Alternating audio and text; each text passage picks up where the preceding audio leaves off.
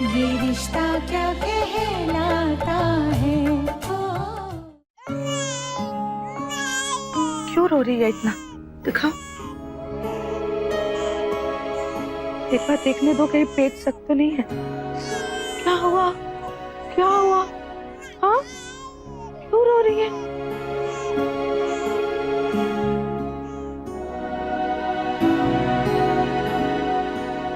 छोटी माँ, सॉरी। तुम सॉरी क्यों कह रही हो? सॉरी तो मुझे कहना चाहिए। मैंने पता नहीं तुम्हें क्या कुछ कह दिया। छोटी माँ, ऐसा कुछ नहीं है। क्यों नहीं कहना चाहिए था? आपको मुझे मेरी गलती बताने का पूरा हक है। हाँ, पर अगर तुम गलत हो तो ना। तुम गलत नहीं हो। गलत तो मैं थी जो तुम्हें दोषी मान रही थी। हम वहां से आए तो मुझे बहुत बुरा लगा। हाँ, मैं बहुत रोई। फिर जब आराम से शांति से सोचा तो जानती हो क्या समझ में आया? कि जो कुछ होता है अच्छे के लिए होता है। ये रिश्ता तो आज मेरा इस घर से, इस परिवार से जुड़ा है, वो भी तो एक सच की वजह से ही जुड़ा है। मैं नहीं चाहती थी कि इस रिश्ते की बुनियाद झूठ पे हो। तुम्हें याद है ना, मेरे बाबूजी ने नहीं बताया था कि मेरे 2 बच्चे हैं, और मैं अड़ी रही। मैंने खुद आके तुमको बताया। क्यों बताया? क्योंकि मैं चाहती थी कि जो भी मुझे स्वीकार करे, मेरे सच के साथ स्वीकार करे। और इस परिवार ने स्वीकार किया है मुझे। अगर मैंने झूठ बोला होता तो आज ना ही मेरे पास ये परिवार होता और ना ही मेरे अपने बच्चे होते। तो मुझे कोई गम नहीं है कि मैंने सच कहा। सच।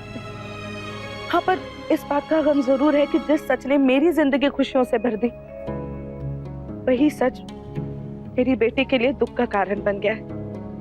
वही सच मेरी बेटी की जिंदगी में इतना बड़ा तूफान खड़ा कर रहा है। अक्षरा, मैं जानती हूँ छोटी माँ, पर आप देखिएगा, ये तूफान हमेशा का नहीं है। ये अपने आप कुछ ही पलों में शांत हो जाएगा। और जो लोग मजबूत दिल के होते हैं ना, वो इस तूफान से भी लड़ जाते हैं और उसमें भी अपने लिए रास्ता ढूंढ लेते हैं।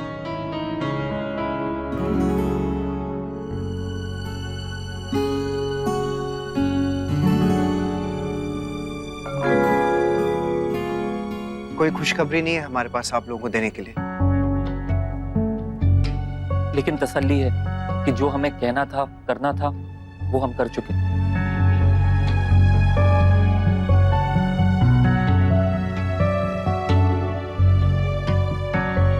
और अब इस बारे में किसी को कुछ कहने या करने की जरूरत नहीं है। और प्लीज, अब ना तो कोई रोएगा और ना ही कोई इस बारे में बात करेगा। लेकिन मुस्कान दीदी, मॉम, प्लीज, ये शादी करने की मेरी ही जिद थी ना, तो अब मेरी ही जिद है कि इस बात को यहीं के यहीं खत्म कर दिया जाए।